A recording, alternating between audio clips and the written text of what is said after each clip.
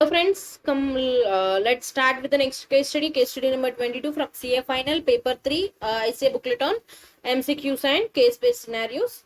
Karma Limited got incorporated in 1980s as a private limited company and started its business into two segments, printing and construction.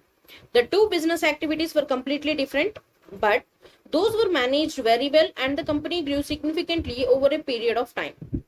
In the year 2001, the company got converted into a public company, and in 2008 the company got listed on Bombay Stock Exchange. The turnover of the company was increasing, however the margins were not increasing as per the expectations of the management, and the management analyzed this aspect and realized that the margins were not so high in case of printing segment. The company decided to focus more on construction business and included infrastructure in its line of business. This was also because of the fact that the government policies were favorable towards the infrastructure sector. Eventually, the company decided to sell its printing segment in 2015. The new investor, that is the buyer for the printing segment, carried out a due diligence of the printing business involving various aspects, and the company sold its segment in January 2016. Since the business of the company included infrastructure and it involved transactions with government officials also, the management suspected certain suspicious transactions for which it decided to carry out forensic audit in the financial year 16-17. During the audit, certain transactions were identified highly risky, on which the management discussed and set up certain new processes and stringent controls so that the business can function in an efficient manner. For the year ended 31st of March 2020, a due diligence was done for the company, which impacted the company significantly in terms of its reputation and business. The company lost some significant contracts during the process of investigation itself. At the time of due diligence review, the reviewer assessed the business feasibility also so as to assess whether the current business would be more beneficial in future or not. The management of Karma Limited did not understand this perspective. The management argued with the reviewer that the reviewer has no powers to assess the business feasibility as the company was running a profitable business from many years. The company had various litigations going on, including those relating to matter of taxation. The company had taken consultations with respect of those litigations from professionals and renowned legal or tax consultants. The reviewer of the due diligence reviewed these consultation documents and also asked for the documents relating to these matters. Further, he also suggested that the decision taken by the company in some matters was not correct. At the time of investigation, the reviewer asked about the background of the promoters of the company. The management explained that there was no need for this investigation. Further, the management explained that the company has already gone through the process of due diligence and forensic audit in the previous years, and there was no doubt raised on promoters of the company. So the background of the promoters cannot be shared with the reviewer. In the light of the above mentioned facts, you are required to answer the following questions. Okay. Hope you are clear with this case study. Now let's go through the questions and answer accordingly. 22.1. The management argued that the reviewer has no powers to assess the business feasibility, as the company has been running a profitable business from many years. Which of the following statement should be correct?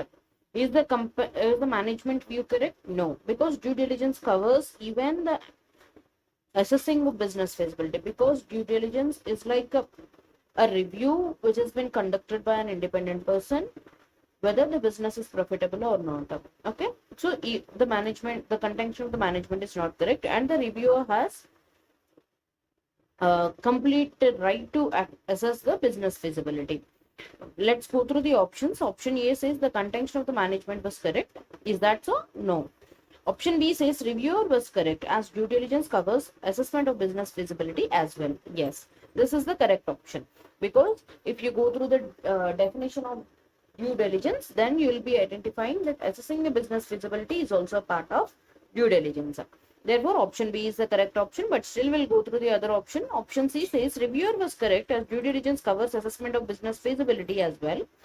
However, as the company was doing this business for decades, it should not have been carried out by the reviewer.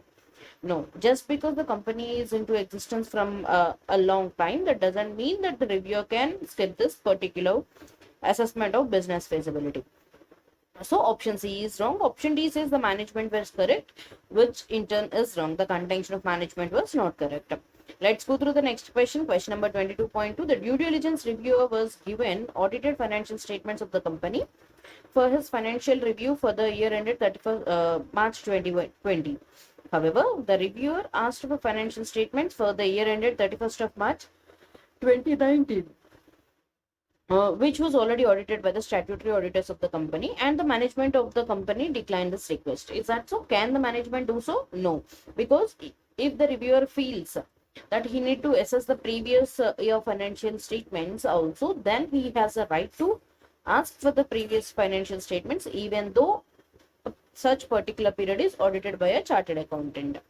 Therefore, the contention of management is not correct, and the reviewer is correct in asking the documents pertaining to the previous year for which the financial statements were audited. We'll go through the options. Option A says the management was correct. As per our analysis, the management's intention is wrong because the company has declined the request of the reviewer. Option B says reviewer can ask for documents even for the period for which audit is completed. Yes, this is correct. The reviewer has every right to ask for any documentation relating to the previous year and also the forecast of the business in future. So the reviewer is correct in asking for the documents. Option B is the correct option. We'll go through the next option. Option C says the reviewer can ask for financial statements for the year for which audit is completed, but he cannot give any statement on them. He can collect the same for his documentation purpose only as per the requirements of the auditing standards. No, he has the right to disclose any opinion on the financial statements which was audited previously, and therefore option C is wrong because option C says he cannot give any statement upon the previous audited financial statements. Therefore option C is wrong. Option D says the reviewer has no right to review the financial statements for the period other than the period under review, which is wrong because the due diligence reviewer has the right to access the previous financial statements and also the forecast of the business in future. Therefore, the correct option for this question is option B. We'll go through the next question, 22.3. The reviewer for due diligence reviewed the consultation documents pertaining to various litigations going on, including those related to matter of taxation, and also asked for the documents relating to these matters. Further, he also suggested that the decision taken by the company in some matters was not correct. Here, what happened is, whatever the outcome of the litigations is to be borne by the management of the company. This is the obviously sure point that everyone of us knows, because any outcome will be borne by the company itself, that is the management of the company. And the reviewer, what he can do is he can have an independent assessment and he can give his opinion upon the same. He can give his statement upon such litigation documents. Let's go through the options. Option A says the reviewer needs to have an independent assessment of legal or tax cases, and any outcome needs to be discussed with the management. Yes, if he feels, suppose if a litigation is against the company and the company feels that the litigation will be closed in favor of company, that means the company will win the suit. But what the reviewer is thinking is the company may not fulfill the requirements, and the company is may be required to pay some funds to the other party. It means the company will fail the suit. So what the reviewer has to do is he need to take the litigation documents, whatever that are there with the company. He need to have an independent assessment, and whatever the outcomes of the litigation, as per his view, has to be discussed with the management. So option A seems to be correct. But still we'll go through the other options. The company should not have provided the documents as they are confidential. No, because the reviewer has every right to ask for the documents. Option C says the reviewer can study the tax consultation document but cannot give his opinion as the company already took the opinion from professional consultant. No, he can have an individual assessment, like how he has a right to access the previous audited financial statements. Even here, the reviewer has every right to have his assessment upon the litigations, and whatever the outcome, he is independent to discuss such outcomes with the company. Therefore, option C is also wrong. Option D says the tax and legal matters are not part of due diligence exercise. No, if you go through the due diligence definition, wherein you'll understand that assessment of litigations, future forecast, and asking for the financial statements, all these are the rights of the reviewer. Therefore, option A is the correct option. We'll go through the next question, 22.4. The management may refuse to share the details of promoters. Comment on this. No, the management cannot refuse to give the details of promoters, because uh, it is a part of the review that whether the promoters are qualified to be acting as an directors. Because if any one of the directors have related parties and such related party disclosures has not been made, and if any of the directors has met any disqualification as mentioned in the Companies Act, then the reviewer has every right to disclose such matter in his report. Therefore, we need to go through the options and we'll finalize the one. And the management cannot refuse to give such details of promoters. Option A says, since the company has already went through due diligence and forensic audit in the previous year, the management may refuse to provide promoter details to the reviewer. No, just because you have undergone many due diligence and forensic audits, that doesn't mean that you can skip this particular assessment. Option B says, as the Option B says, as the background of the promoters has no bearing on the financials of the company, the reviewer should not ask for the details of promoters and the management may refuse to provide the same.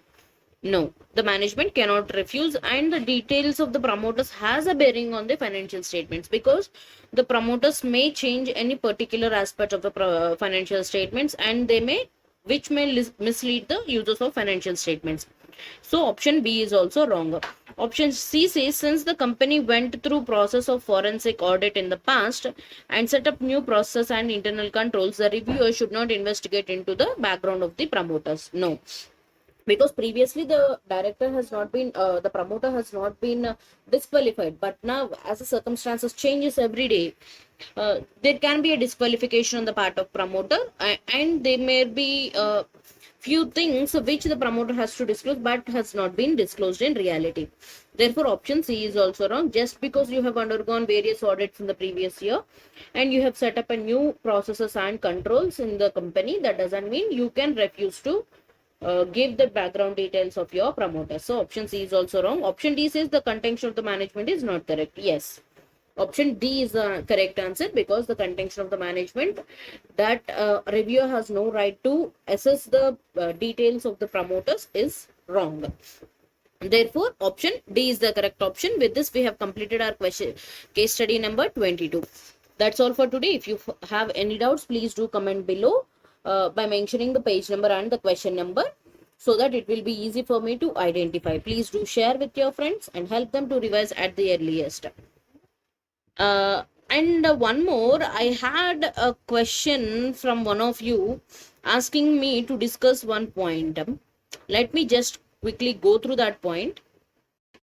Here is the question. This is from case study number 13.2.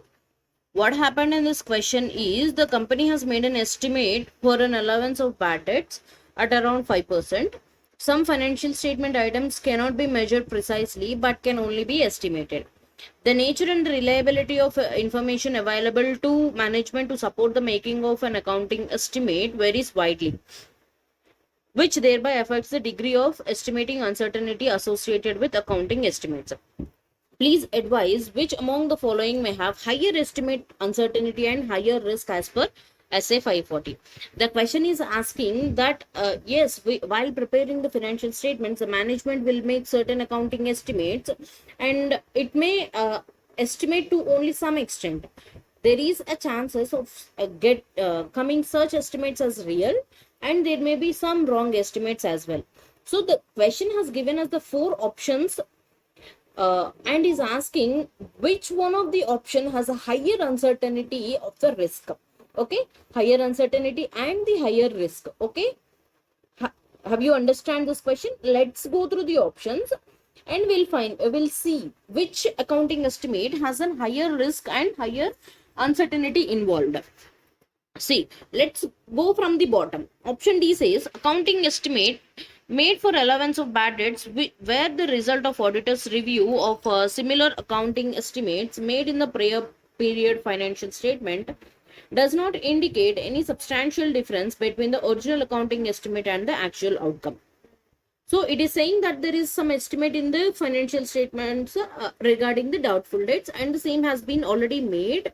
Similar accounting estimate has already made in the previous financial statements, and going through the past records that the company is correct in estimating bad debts around 5%, and there are no substantial difference between the estimates, original estimate and the actual loss of bad debts.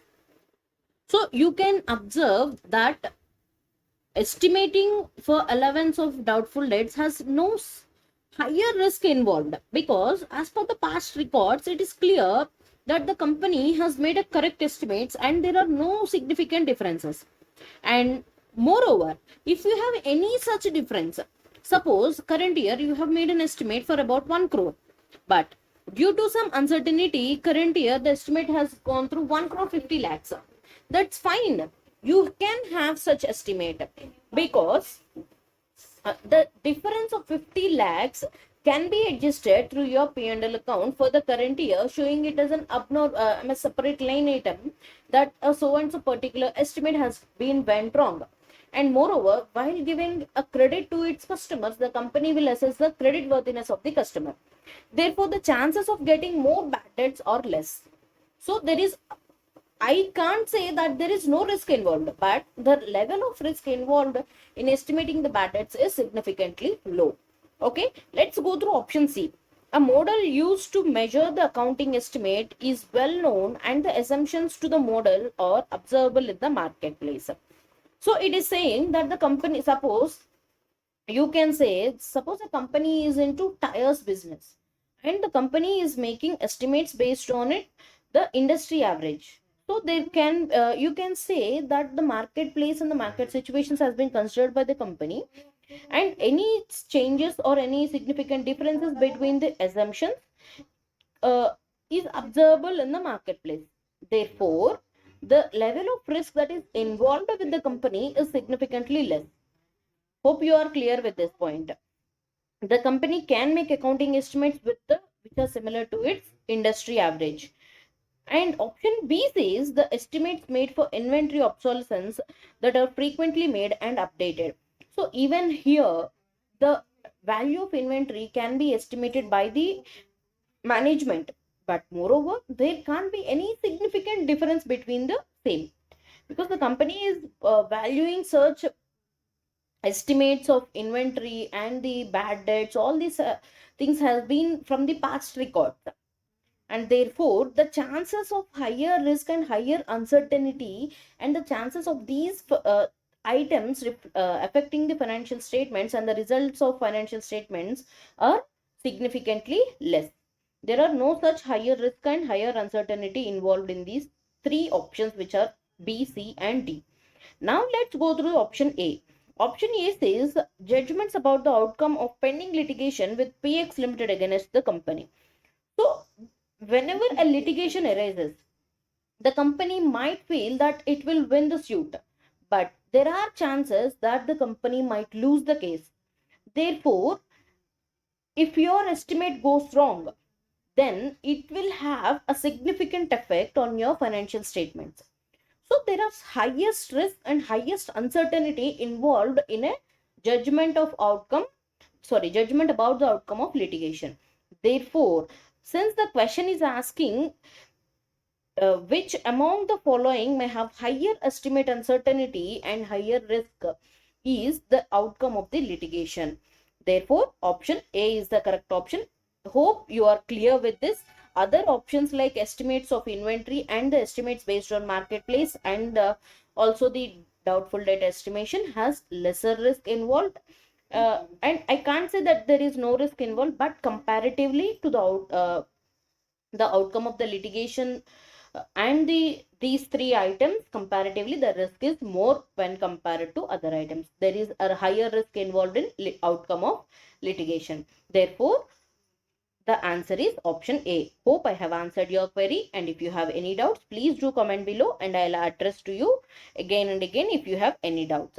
That's all for today. If you find these videos helpful, please do like, share and subscribe. Do share with your friends and help them to complete at the earliest. Thanks for watching.